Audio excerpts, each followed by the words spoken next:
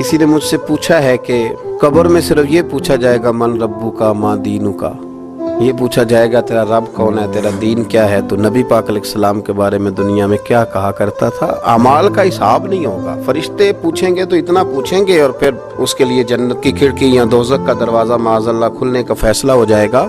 तो किसी ने पूछा कि इतना क्यों है, बाकी सारे सवाल जवाब कब्र में क्यों नहीं, तो वो जवाब देते हैं। वो कहते हैं कि जब कहत पड़ गया ना बहुत सारे इलाकों में, तो हजरत यूसुफ मिस्र के हुक्मरान थे, तो बाकी जगहों पे कहत था, आपने तो ख्वाब देखा और फिर कुछ गंदम आपने बचा ली। तो हजरत यूसुफ अलैहिस्सलाम के पास बहुत सारे लोग गंदम लेने के लिए पहुंचने लगे, तो आपने रास्ते में कुछ चौकियां बना दी थी, पुलिस वाले खड़े कर दिए थे समझ लीजिए।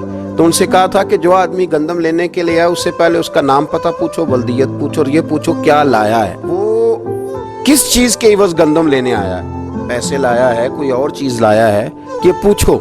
चौकियां मुकर्रर कर दी। इंतजार तो था ना कि मेरे भाई आएंगे, वो आएंगे, हजरत याकूब के बेटे आएंगे। इंतजार तो भाइयों का था, अगरचे उन्होंने बड़ी ज्यादती की है पर उनको आना तो है।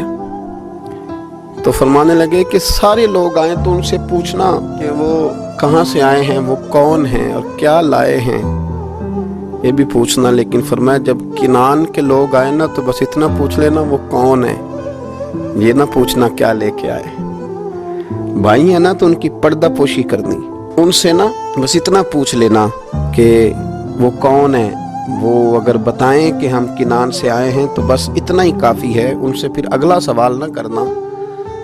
तो हजरत शेख फरमाने लगे, रब फरमाते फरिश्तों तुम ना जाके बस इतना पूछ लेना कब्र में मेरे बंदे से कि वो मुझे जानता है ना, उसका पर्दा ना खोलना, तुम ना हिसाब किताब पूछना, बस इतना पूछ लेना मुझे और मेरे नबी को जानता है।